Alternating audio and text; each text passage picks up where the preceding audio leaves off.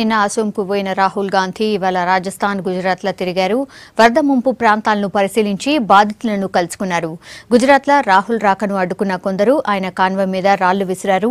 దాడులకు తాను భయపడనని రాహుల్ గాంధీ అన్నారు. అయితే వరద రాజకీయం చేయొద్దని గుజరాత్ సీఎం రూపానీ కౌంటర్ ఇచ్చారు.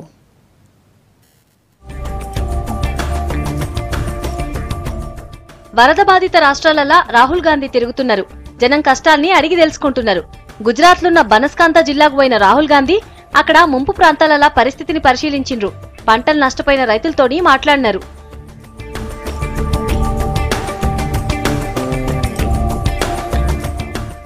ధనేరా ప్రాంతంలో రాహుల్ గాంధీ రాకని కొందరు అడ్డుకున్నారు.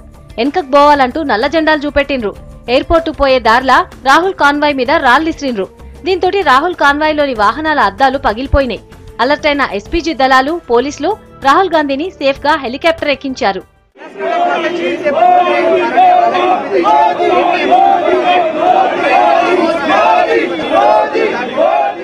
నల్ల జెండాలు చూపిస్తే బెదిరిపోయే రకం కాదన్నారు రాహుల్ గాంధీ.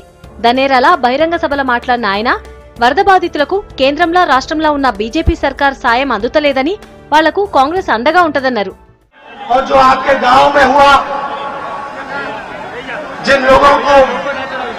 जिन लोगों के घरों में पानी आया, घर टूटे, जिन घरों में लोगों की मृत्यु हुई, उनसे मैं मिलना चाहता था, गले मिलना चाहता था और उनको कहना चाहता था कि हम आपके साथ हैं, कांग्रेस पार्टी आपके साथ है। देखिए, हमारी सरकार नहीं है, ना दिल्ली में सरकार है, ना गुजरात में, मगर हमारे कार्यकर्ता आपके साथ खड़े हैं। मैं आपके साथ यहाँ खड़ा हूँ और 2-3 काले झंडों से हम पीछे हटने वाले नहीं हैं।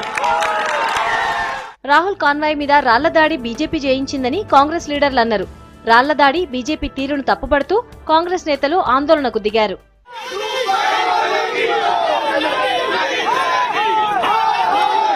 In democracy, they are not behaving as per the norms of the democracy and as per the constitution. And I also condemn the attitude of the BJP people. And secondly, it is the responsibility of the central government and also the state government. అంతకుముందు రాజస్థాన్లో తిరిగిండ్రు రాహుల్ గాంధీ.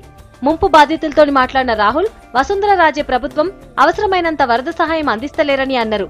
పునరావాసం ఏర్పాటు చేయలేదన్నారు. వరద బాధితులకు ఆహార పొట్లాలు అందించారు.